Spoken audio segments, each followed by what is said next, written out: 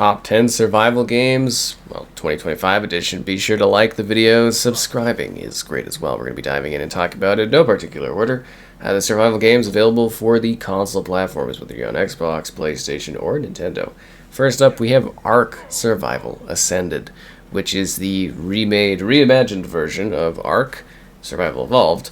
And this basically gives us an Unreal Engine 5 version of the game, which is a lot more technically demanding, but a rather gorgeous enhancement and re-release of all the maps, all the content that you experienced prior, just in a brand new, beautiful, stunning package in terms of visuals, giving you that higher level of detail, the same old survival and fun that you always enjoyed, just a little bit more intense. Or it might be aiming to survive and enjoy for the first time, I suppose you could say, as Ark is always filled with endless amounts of content and things to discover as you try to survive.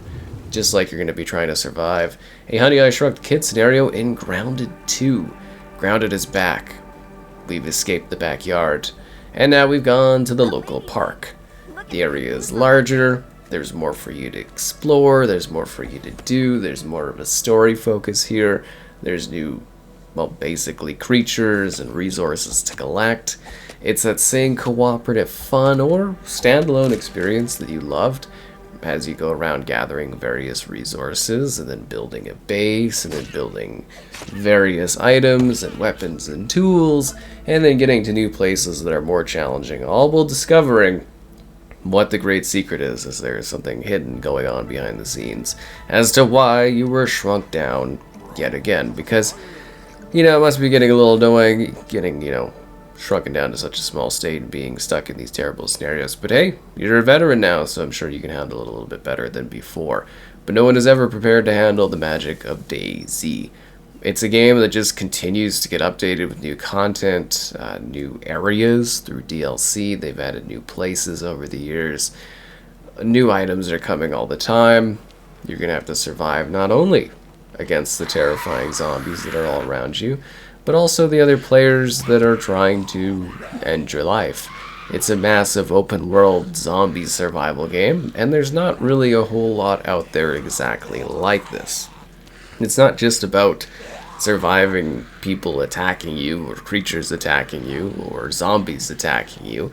You also have to deal with the elements and sickness, and you have to go and find various tedious things if you want to be able to travel faster or gather items. And then when you die, you just kind of lose it all. It's very unforgiving and a very distinct survival game that just continues to live on throughout the years. Or you can travel back many years ago to Sengoku Dynasty, which is following in the footsteps of Medieval Dynasty, where you will be going and building a society while doing some light quests here or there, but you're mostly gathering resources, things from the trees, the bushes, or some forgotten buildings and settlements. And you're making yourself a town. And then you're recruiting people to live in your town. And then you're making a larger town with more structured things and activities and goals for your society to go forth and battle towards. It's just sort of the vibe of Medieval Dynasty, but in a different era with a different setting and a different style. And it's sort of taken a lot of the concepts and the gameplay mechanics that we've seen from that previous entry, and they've just sort of enhanced them and added a little bit more depth. And again, a brand new, fresh set of scenery for you to explore. Or you could just dive into the magic that is Subnautica, an experience of trying to survive under the sea.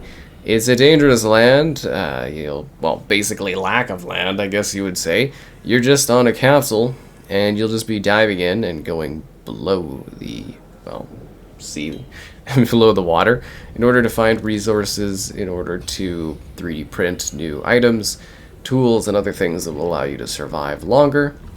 As you have to deal with all the usual survival elements, you got to take care of yourself and find some lost secrets and understand a bit of the situation that you're in as you've been, basically just stuck here as you landed. And yeah, there's not a lot of hope, but I'm sure you can figure it out as you continue to explore and see what else is hidden deep below the large ocean, because there is a lot for you to see and a lot of little surprises along the way on the oceanic floor. Or you could leave all the waves behind you and enjoy the waves that take you to the beach of Rust. So Rust is kind of a timeless tale of people just kind of bashing each other with rocks. No, there's a lot more to it than that. There's like some trading stuff, there's base building, there's ruthless mechanics where other people are trying to kill each other and also you at the same time because, hey, why not? So this has been finally given a current gen, or well, a next gen update. And that's why this one's kind of on the list this year again, just because it has been actually upgraded in some really nice ways to make it look a little bit better and maybe run a little bit better. And it's just like quite a quality of life improvement for those that are going around and hitting each other with rocks or more powerful weapons, depending on how good your survival skills are or whether or not your world has been wiped. But yes, it's always a wild time trying to survive in Rust. Or you could survive in space with No Man's Sky. This game is just so impressive in terms of its long-term update and just continued growth and value. They've done some remarkable things with this just in terms of really building it up to be this masterful space experience. There's just limitless potential across limitless planets as you go and explore and discover new creatures and new plants and new things and see these miraculously majestic backdrops and cool places that you explore along the cosmos as you gather various materials in order to fuel yourself and your ship in order to go and travel further. But no, it really has grown just incredibly over the years, and it's something that I never would have anticipated considering how this one sort of released, and I always like to give a little bit of props to this for its expansive, endless sky. Then there's Green Hell, an experience where you are attempting to survive in this rather terrifying and dangerous and almost bordering on tedious jungle area. The game was also given a next-gen, current-gen update, so it kind of has a more deeper level of visuals to it, and then past that you will be able to play this a couple different ways, whether you want more of a structured story setup or if you just want to kind of explore and take in, the area as you try to survive. The local population is a little bit restless and they will cause problems for you, but I think even before those problems you'll probably find yourself maybe getting a little bit sick with some of the elements in there. Definitely watch out for the bugs and the food that's no good and the water that's no good and all the creatures that are trying to end your life.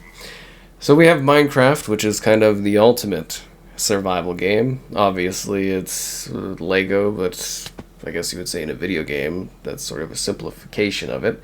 But this one has now the vibrant visuals update, which just makes it look a lot more realistic, well lit, and more natural for you to explore as you go around building, crafting, doing hardcore levels of survival, more casual levels of survival, or just peacefully building or making things for other people to survive in or finding different survival challenges.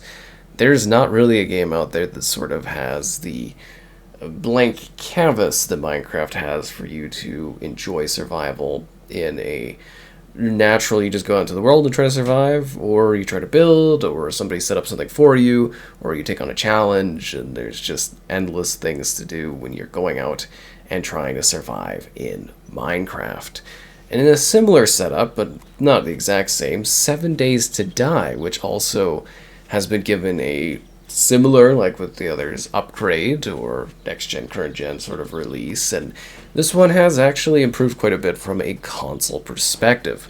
You're trying to survive against the undead, you're trying to gather resources, you're trying to loot and explore and gather items to build up, say, a base, or kind of deal with others as you go to these camps in order to trade for things. And it's kind of neat because it's got that like block building sort of thing of Minecraft, and it just sort of does its own kind of thing with it, and it just adds that little bit more level of like maturity for fighting off zombies and maybe some other problematic things along the way. Anyways, great set of survival games. No matter what console you're playing on, you should be able to find something new to try to survive in. And I wish you luck out there, as these worlds really are dangerous and will challenge your skills.